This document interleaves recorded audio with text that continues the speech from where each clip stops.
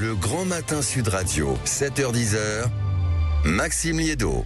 Il est 7h43 et vous êtes bien sur Sud Radio. Bonjour Arlette Chabot. Bonjour. La drôle d'époque décidément prend de plus en plus tout son sens quand on voit l'ambiance du côté de l'Assemblée nationale qui, avec des députés qui essayent encore de trouver un accord autour de la partie dépenses du fameux PLFSS, c'est-à-dire le projet de financement de la sécurité sociale.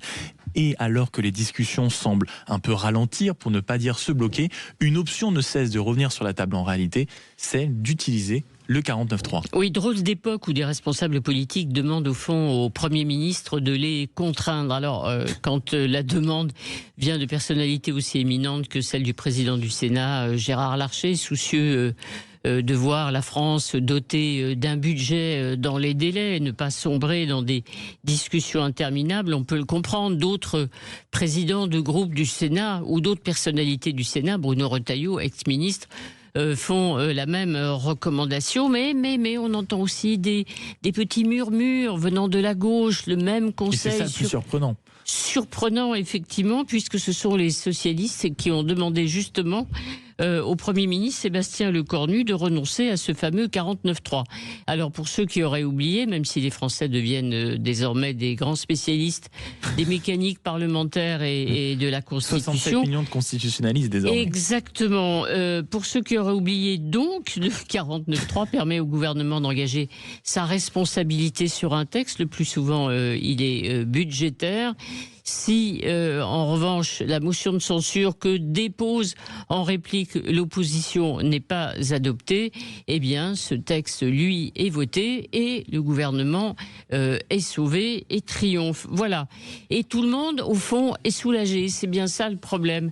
Car, au fond, on s'est toujours aperçu que c'est beaucoup plus facile, le 49.3, quand le gouvernement prend ses responsabilités. Les alliés de ce gouvernement, souvent rétifs, se disent « Ouf !» Voilà, on n'a pas à se prononcer et on ne votera pas la censure. Et du côté des oppositions, c'est pareil. Renverser ou pas le gouvernement, eh bien on y va comme un seul homme.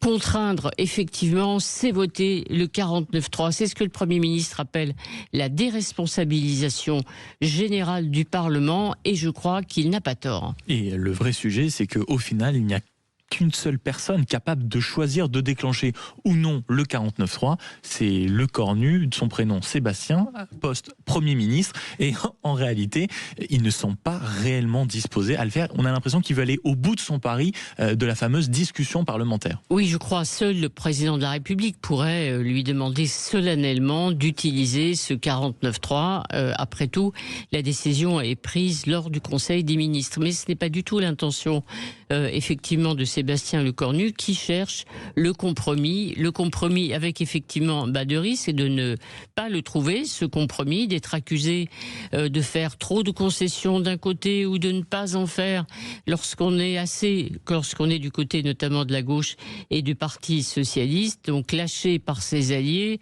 rejeté par ses adversaires. C'est quand même extrêmement difficile pour Sébastien Lecornu. Néanmoins, je pense qu'il aurait tort de revenir sur son engagement. Un engagement est un engagement. Verdict, en tout cas, ce matin, je rappelle à ceux qui auraient oublié que si effectivement la partie recette du projet de loi de financement de la sécurité sociale n'est pas adoptée, eh bien tout s'arrête et là ça devient vraiment très compliqué pour le gouvernement. On comprend pourquoi.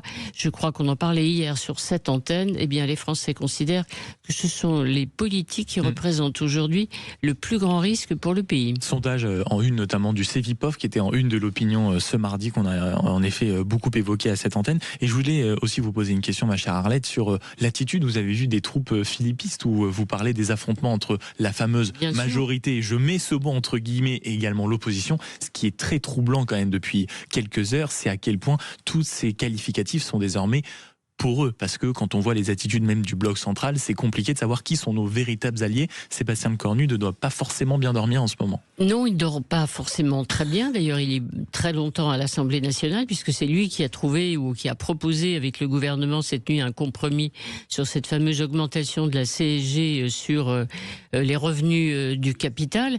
Et c'est vrai que c'est très difficile de savoir aujourd'hui, d'où l'incertitude sur qui il peut compter. Ses alliés, effectivement, effectivement du bloc de soutien ne soutiennent plus beaucoup le gouvernement. Seul Gabriel Attal a dit au fond qu'il ferait ce qu'il faut, c'est-à-dire voterait les textes du gouvernement pour que la France ait un budget. En revanche, du côté des alliés d'Horizon et d'Édouard Philippe, c'est beaucoup moins certain entre l'abstention et le vote contre.